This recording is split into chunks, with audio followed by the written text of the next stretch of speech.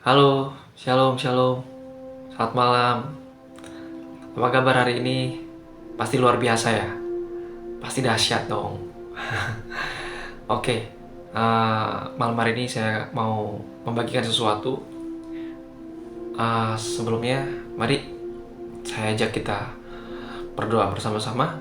Kita akan merenungkan firman Tuhan, kita akan belajar firman Tuhan. Supaya setiap kali perjalanan kita, itu ada tuntunan dari Tuhan. Oke? Mari sebelumnya saya ajak kita berdoa bersama-sama. Tuhan, terima kasih Tuhan buat hari ini yang luar biasa dalam hidup kami. Terima kasih buat kasih karunia-Mu. Terima kasih buat pengertian-Mu. Terima kasih buat hal-hal yang dahsyat atas hidup kami Tuhan. Itu semuanya karena anugerah-Mu. Tuhan, sebentar lagi kami mau akan merenungkan firman-Mu. Tuntun kami, berikan kami pengertian,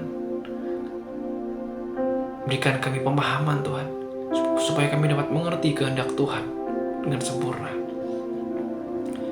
Bimbing kami Roh Kudus. Terima kasih ya Tuhan.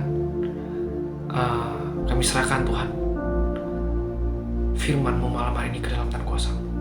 Hanya di dalam nama Yesus Kristus. Haleluya. Amin. Amin. Oke, malam hari ini saya akan berbagi mengenai kasih karunia, the grace, kasih karunia. Kita tahu bahwa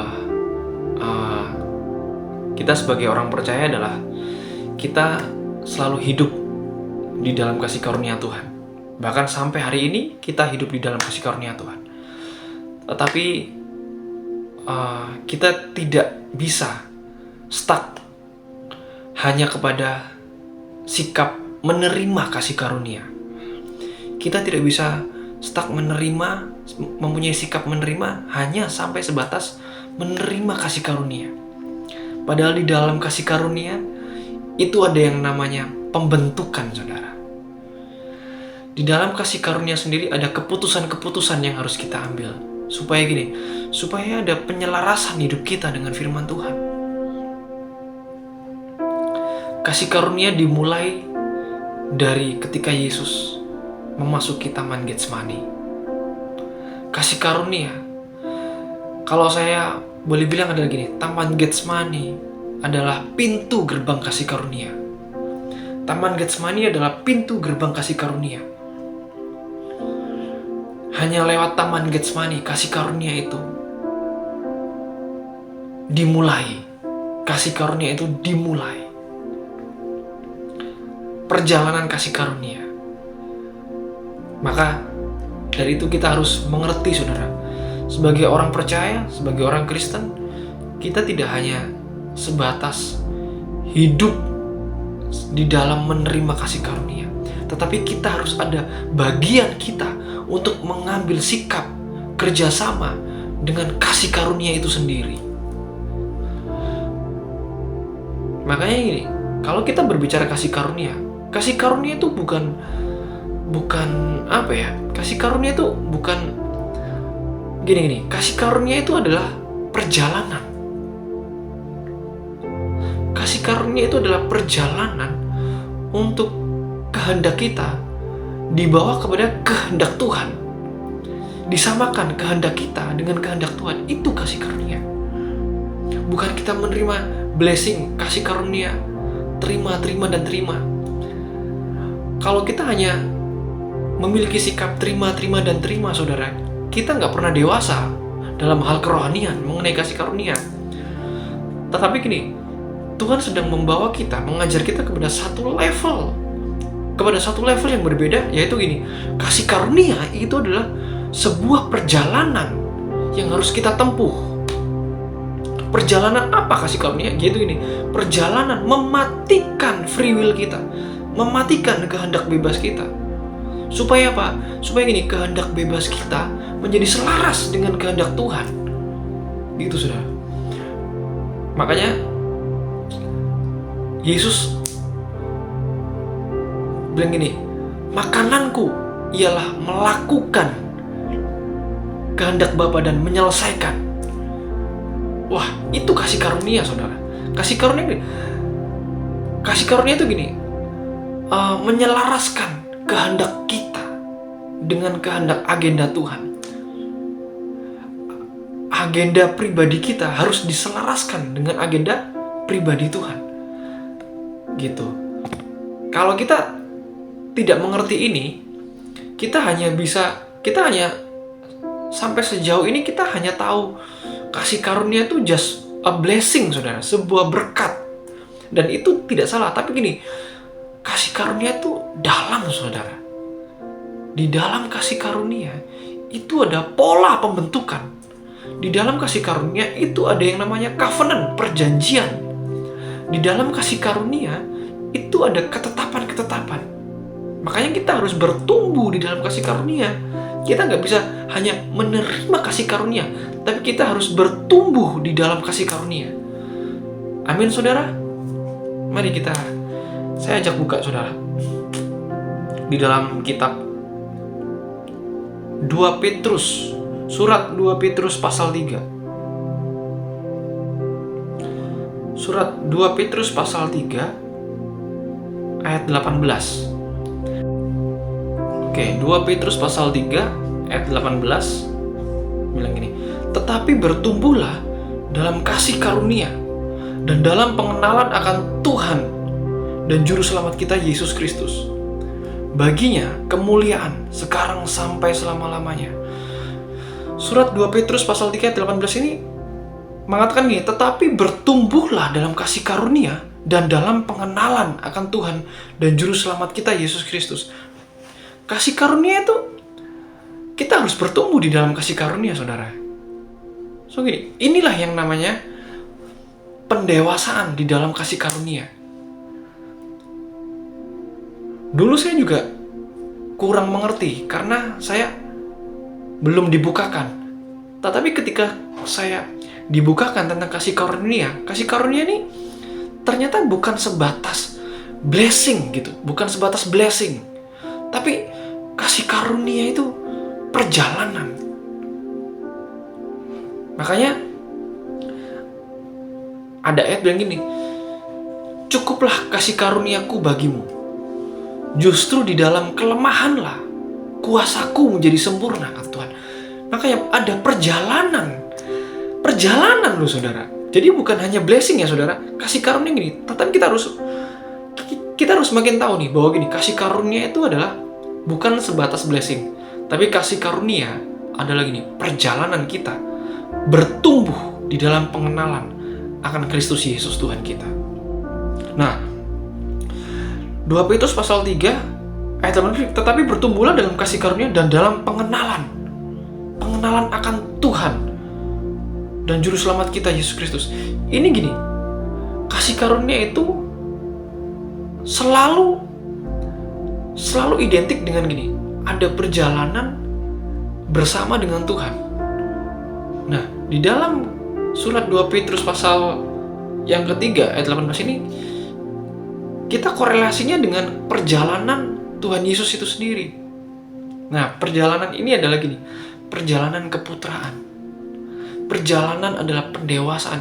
Perjalanan yang dinamakan ini, perjalanan melakukan kehendak Bapa. Makanya saya tadi bilang bahwa gini, pintu kasih karunia ketika Yesus tiba pada satu taman, yaitu taman Getsemani. Dia tahu bahwa dirinya akan diserahkan. Makanya gini, perjalanan kasih karunia tanpa taman Getsemani tidak pernah ada yang namanya perjalanan salib. Tanpa Getsemani tidak ada yang namanya karya penebusan.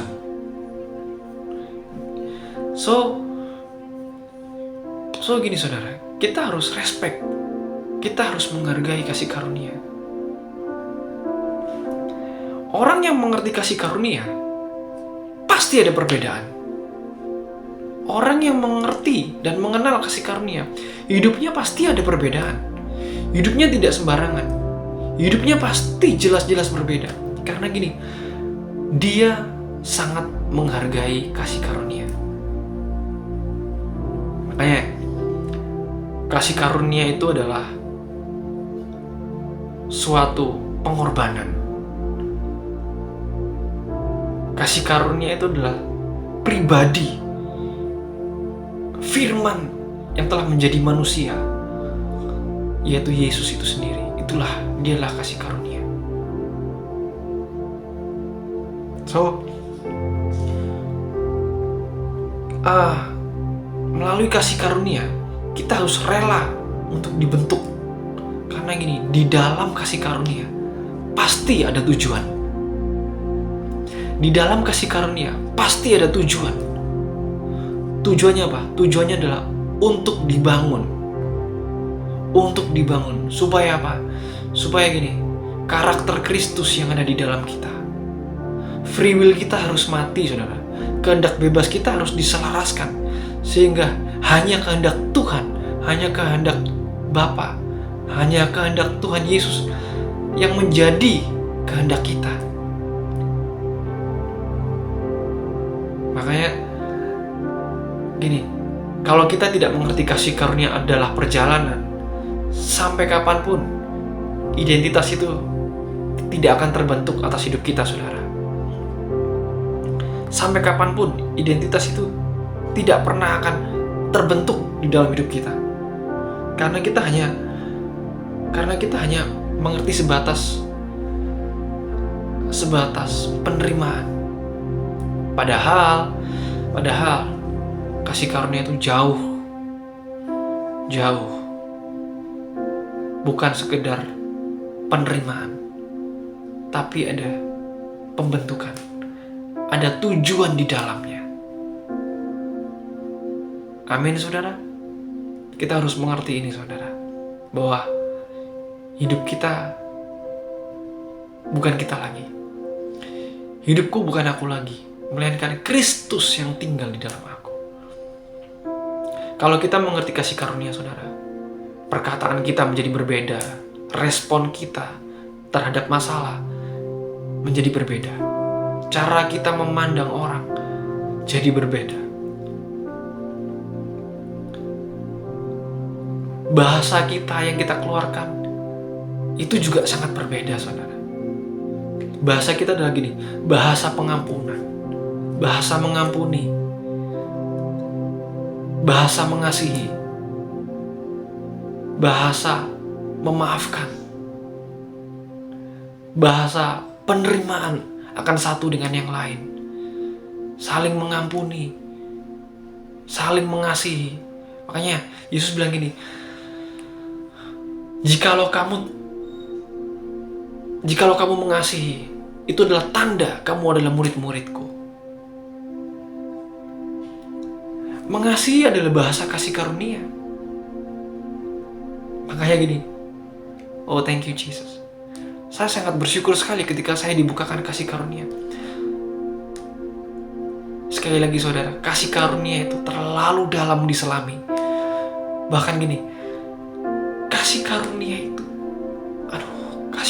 gini, kasih karunia itu realita. Ketika kita berbuat dosa, di dalamnya ada kasih karunia.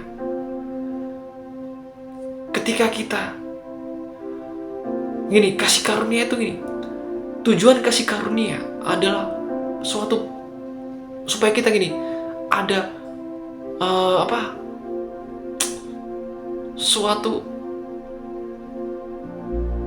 pertobatan, suatu sikap yang mau bertobat kepada kesalahan-kesalahan. Karena gini, ketika orang mengerti kasih karunia, hidup mereka udah gak sembarangan lagi. Hidup mereka akan gini, mereka akan berusaha untuk menjaga hidupnya. Makanya gini, orang yang mengerti kasih karunia, mereka setiap hari mereka bilang, Roh Kudus, ajar aku. Aku mau bekerja sama dengan Engkau, Roh Kudus. Supaya Tuhan, supaya Engkau tinggal di dalamku dan firman-Mu tinggal di dalamku.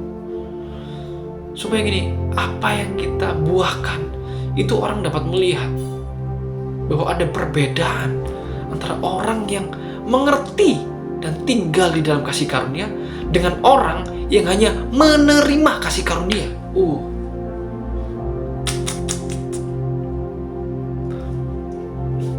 Perbedaannya sekarang lain, saudara. Bukan orang yang tidak mendapat kasih karunia dan mendapat kasih karunia, tapi gini, orang yang menerima kasih karunia dengan orang yang menerima dan mengerti perjalanan kasih karunia. Perbedaannya sudah signifikan seperti itu. Banyak orang percaya segini, orang percaya adalah orang yang menerima kasih karunia. Orang yang menerima Tuhan Yesus adalah orang yang menerima kasih karunia. Tetapi gini, orang yang melakukan perjalanan kasih karunia itu berbeda dengan orang yang hanya menerima kasih karunia. Orang yang melakukan perjalanan kasih karunia, dia kan gini, Tuhan, please, ajar aku Tuhan, didik aku Roh Kudus, supaya keputusan-keputusan, sikap-sikap apa yang aku ambil itu selaras dengan kehendak-Mu Tuhan. Itulah orang-orang yang mengerti dan berjalan di dalam kasih karunia. Perbedaannya udah sangat tajam ya, saudara. Dulu mungkin gini, dibedakan dengan gini, orang yang menerima kasih karunia dengan orang yang tidak menerima kasih karunia di luar Kristus. Tetapi saringannya semakin kecil, saudara. Di hari-hari terakhir, saringannya semakin kecil. Saringannya itu apa? Saringannya ini, perbedaannya adalah gini. Sekali lagi, orang yang menerima kasih karunia dengan orang yang menerima dan berjalan di dalam kasih karunia. Wah, dahsyat sekali nih, saudara. Jujur, saudara, saya juga sangat diberkati dengan pengertian ini. Ketika kita bersepakat, ketika kita mau berjalan di dalam kasih karunia, otomatis kita harus sadar bahwa kita harus rela dibentuk. Kita harus rela dibangun. Kita harus menyingkirkan hal-hal jubah-jubah lama kita. Baju-baju lama kita harus singkirkan. Identitas palsu kita harus singkirkan. Identitas yang palsu, identitas yang bukan daripada Tuhan, kita harus bekerja sama dengan Roh Kudus supaya hal-hal yang lama itu kita tinggalkan. Kita harus rela meninggalkan hal-hal yang lama. Itulah sikap yang dimiliki orang yang mengerti dan berjalan di dalam kasih karunia, bukan hanya menerima. Wow, haleluya. Saya buka ayat lagi, saudara. Saya buka ayat lagi, saudara, di dalam Roma 12 ayat 2. Roma 12 ayat yang kedua. Roma 12 ayat yang kedua. Janganlah kamu menjadi serupa dengan dunia ini, tetapi berubahlah oleh pembaharuan budimu, sehingga kamu dapat membedakan manakah kehendak Allah, apa yang baik, yang berkenan kepada Allah, dan yang sempurna. Gawat nih, saudara, ini gawat nih. Di dalam surat Roma, ini perbedaannya bukan orang yang tidak mengenal Kristus dengan mengenal Kristus. Tetapi gini, kamu harus dapat membedakan manakah kehendak Allah, yang baik, yang berkenan kepada Allah, dan yang sempurna.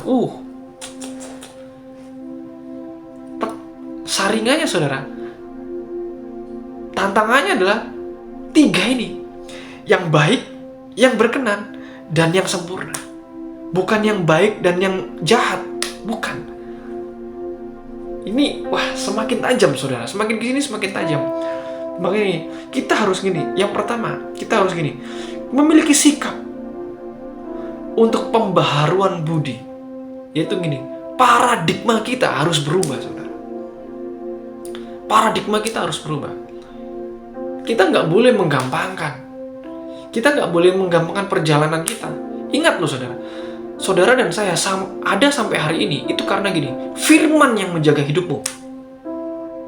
Ada firman Tuhan, ada Roh Kudus, ada Tuhan yang menjaga hidupmu. Kalau saudara dan saya meremehkan perjalanan kita, wah, sorry to say, kita tidak respect dengan pribadi Tuhan itu sendiri. Gini, ketika kita respect dengan pribadi Tuhan, kita harus selalu ada usaha, saudara. Usahanya apa? Melakukan pembaharuan akal budi setiap hari. Janganlah kamu menjadi serupa dengan dunia ini, tetapi berubahlah oleh pembaharuan budimu. Jadi, ketika akal budi kita, paradigma kita berubah, baru di situ kita akan bisa membedakan yang baik, yang berkenan, dan yang sempurna. Sudah bukan levelnya lagi yang baik dan yang jahat. Bukan levelnya lagi. Level kita, level saudara dan saya, sekarang ada di level yang baik, atau yang berkenan, atau yang sempurna. So gini, saya mau bilang ini. Kalau kita tidak sungguh-sungguh masuk di dalam perjalanan kasih karunia, kita orang yang tidak pernah menerima janji Tuhan. Kita adalah orang-orang yang tidak mendapat bagian di dalam janji-janji Tuhan.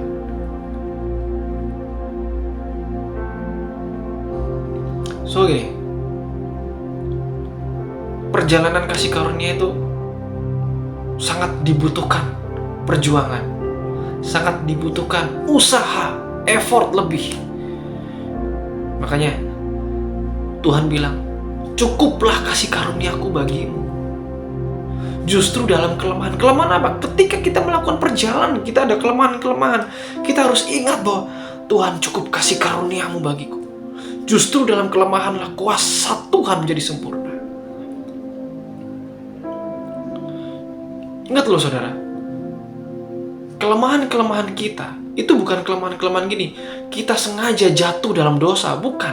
Tapi kelemahan-kelemahan gini, kita berjuang, kita melakukan usaha untuk melawan kehendak bebas kita. Gitu. Bukan gini, bukan ketika aku jatuh dalam dosa, kasih karuniamu menjadi sempurna, bukan. Tapi ketika kita, Tuhan, aku mau kerja sama Tuhan.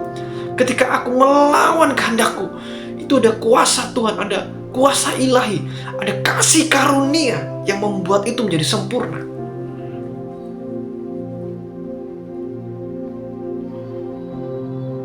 Wah, dahsyat sekali itu. Hadirat Tuhan sangat kuat sekali. Tapi gini saudara, ingat loh saudara, kita harus ingat bahwa karya penebusan Yesus itu kasih karunia. Dan Yesus pun melewati perjalanan kasih karunia untuk melakukan kehendak Bapa. Sampai dia gini, Bapa, sekiranya boleh lalu cawan ini daripadaku, tetapi bukan kehendakku, melainkan kehendakmu yang jadi. Waduh, gawat, itu gawat saudara. Yesus pun sampai melakukan negosiasi. Kalaupun boleh cawan ini lalu, keringatnya bercampur dengan darah, peluhnya bercampur dengan darah. Apakah itu dinamakan perjalanan? Yes, itu namanya perjalanan kasih karunia.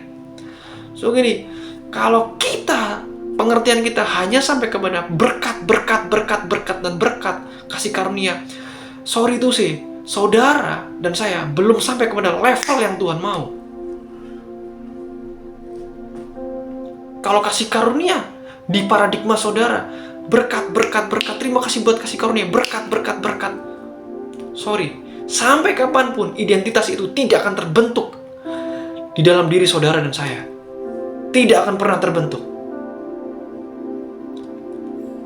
Justru kita melewati perjalanan kasih karunia dengan pengertian yang benar. Dengan pengertian yang benar, kita berjalan, menyesuaikan, menyelaraskan kehendak kita dengan Tuhan. Itu yang akan membuat identitas kita jadi.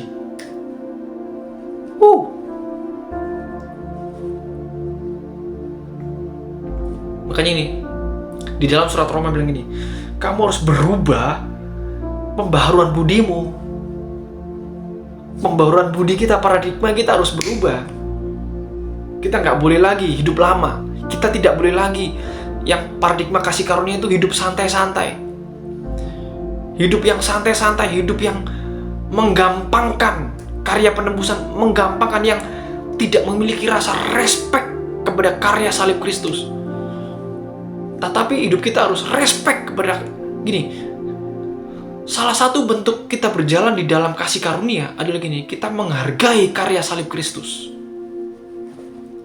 Hidup kita nggak ngawur. Perkataan kita tidak ngawur. Tindakan kita, keputusan-keputusan kita tidak ngawur. Keputusan-keputusan kita, sikap-sikap kita tidak membuat hati Tuhan sedih. Haleluya. Amin saudara. Saya percaya gini, masa depanmu dan masa depan saya sudah ditentukan oleh Tuhan. Itu masa depan yang penuh dengan pengharapan. So, mari mulai hari ini kita bersepakat bersama bahwa Tuhan, aku telah mengerti apa itu yang namanya kasih karunia dan berjalan di dalam kasih karunia. Kita harus mengerti, saudara. Karena ingat, filter kita, saringan kita, perbedaan kita, timbangan kita, tantangan kita bukan baik dan buruk, bukan baik dan jahat, tetapi yang baik, yang berkenan, dan yang sempurna. Wah. Kalau sudah baik, kita harus naik level kepada yang berkenan. Kita harus memilih sikap-sikap yang berkenan, keputusan-keputusan yang berkenan. Setelah kita ada di level yang berkenan, kita harus upgrade lagi. Gimana caranya Tuhan supaya sempurna? Wah. Makanya gini saudara, saya cuma mau bilang gini, kita adalah generasi yang dinanti-nantikan oleh dunia. Kita adalah generasi yang sedang dinanti-nantikan oleh dunia. Kemanapun saudara pergi, apapun pekerjaan saudara, apapun karir saudara, apapun yang saudara kerjakan hari-hari ini, kerjakanlah dengan berjalan di dalam kasih karunia. Kerjakanlah di dalam pola perjalanan kasih karunia. Kalau memang engkau harus mengasihi, kasihi. Kalau engkau memang harus mengampuni, ampuni. Kalau engkau harus memberkati, berkati, jangan tahan-tahan. Kalau engkau mau membantu, bantu, jangan tahan-tahan. Ingat saudara, realita Kristus sudah ada di dalam diri saudara dan saya.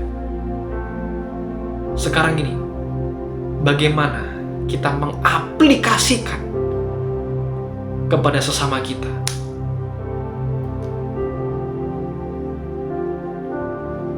Amin saudara. Wah, ini firman yang sangat luar biasa malam hari ini mengenai kasih karunia. Ini masih sangat dalam saudara, masih sangat dalam. Sekali lagi saudara, ingat, kita bukan hanya menerima kasih karunia, tapi kita harus bertumbuh di dalam kasih karunia. Apa saudara? Harus bertumbuh di dalam kasih karunia. Sikap di dalam bertumbuhan kasih karunia, kita harus berubah. Tidak boleh sama dengan dunia, tetapi harus berubah oleh pembaharuan akal budi. Paradigma, pola pikir. Jubah kita yang lama, kita harus lepas. Kita harus buang.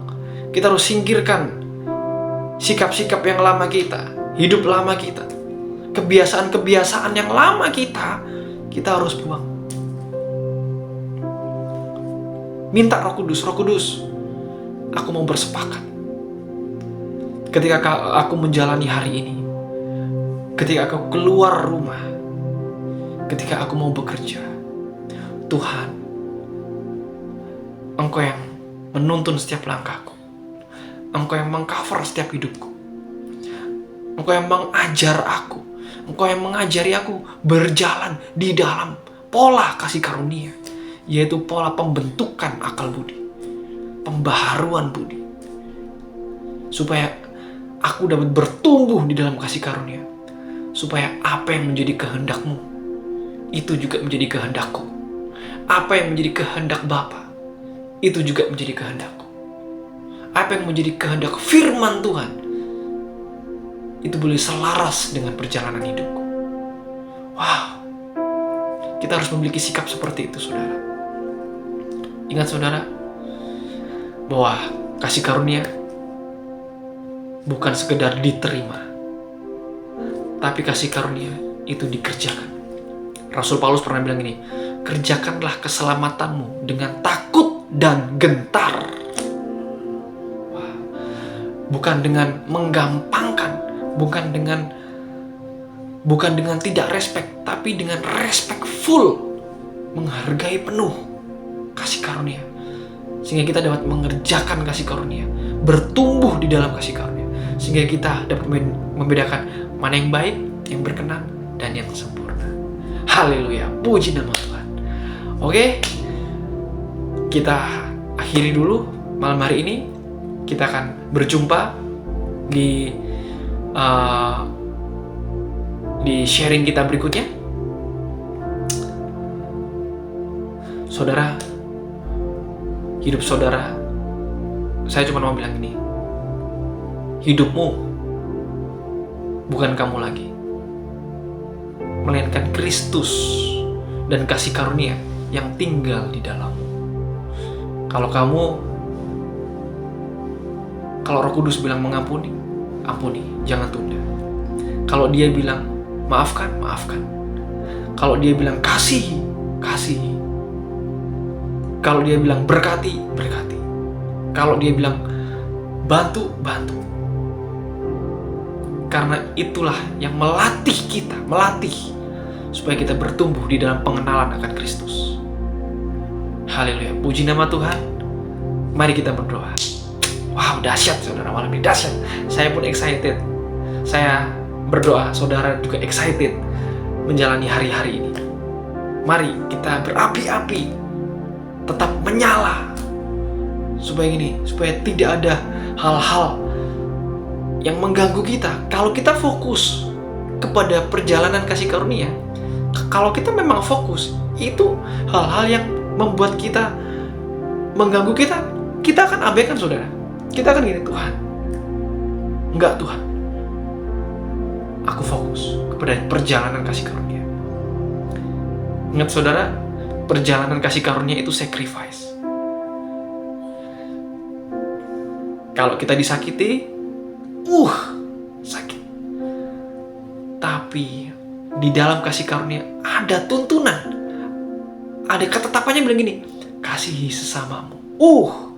Kita harus mengasihi saudara. Kita harus berdoa buat dia. Kita harus melepaskan pengampunan buat dia. Kita harus memberkati dia. Puji nama Tuhan. Saya percaya bahwa firman malam hari inilah biarlah dapat menjadi berkat buat kita semua. Kita terus bertumbuh di dalam kasih karunia dan di dalam pengenalan akan Kristus Yesus, Yeshua Mesias, Tuhan kita. Haleluya. Mari kita berdoa. Tuhan, terima kasih buat malam hari ini. Wow, dahsyat sekali Tuhan malam hari ini. Terima kasih buat pengertian-pengertian yang dahsyat. Buat misteri-misteri yang Engkau bukakan. Kami percaya Tuhan, kami sangat percaya bahwa kami mau bersepakat Tuhan. Kami akan mau berjalan di dalam pola kasih karunia. Sehingga kami tidak hanya sebatas menerima, tapi kami mengerjakan kasih karunia itu. Terima kasih Tuhan Yesus. Terima kasih Allah Bapa. Terima kasih buat hari ini. Kami mau bekerja sama. Biarlah firman-Mu menjadi benih yang subur di dalam hidup kami. Dan berbuah sehingga orang dapat mengecap, sehingga orang dapat melihat dan mengecap kebaikan Tuhan lewat hidup kami. Tuhan, pimpin kami Roh Kudus. Kami tahu Tuhan, ini adalah perjalanan. Tapi kami tahu ketika kami berjalan bersama-Mu, berjalan dengan firman-Mu, semuanya Tuhan akan baik-baik saja. Semuanya akan menjadi sangat luar biasa. Sebab Engkau yang menggenggam, sebab Engkau yang menuntun langkah kami. Terima kasih Tuhan Yesus. Aku berdoa Tuhan yang mendengarkan firman ini, kiranya berkat Abraham, Ishak dan Israel, Shalom turun atas mereka, turun atas kami semua. Terima kasih Bapa. Pertemukan kami Tuhan di lain kesempatan. Pertemukan kami di episode-episode selanjutnya, supaya nama Tuhan dipermuliakan. Hidup kami semakin selalu dituntun kepada perjalanan yang benar. Karena kami tahu hidup kami bukan di area abu-abu, tetapi hidup kami adalah di area yang jelas, di area ya dan amin. Terima kasih Tuhan Yesus. Terima kasih Tuhan. Ampuni Tuhan, kalaupun kami sering lalai, kami sering lali menjalani hidup ini. Tetapi kami mulai malam hari ini, kami mau Tuhan, Engkau tuntun sepenuhnya. Engkau ambil alih hidup kami sepenuhnya. Terima kasih Tuhan Yesus. Terima kasih Roh Kudus. Sekali lagi, terima kasih buat kasih karunia. Your grace is enough for me. Terima kasih Tuhan Yesus. Terima kasih Roh Kudus. Hanya di dalam nama Yesus Kristus kami berdoa dan bersyukur. Haleluya. Amin. Terima kasih. Sampai jumpa lagi. Tuhan Yesus memberkati. God bless you. Maju terus. Tuhan menyertai kita semua. Haleluya. Amin.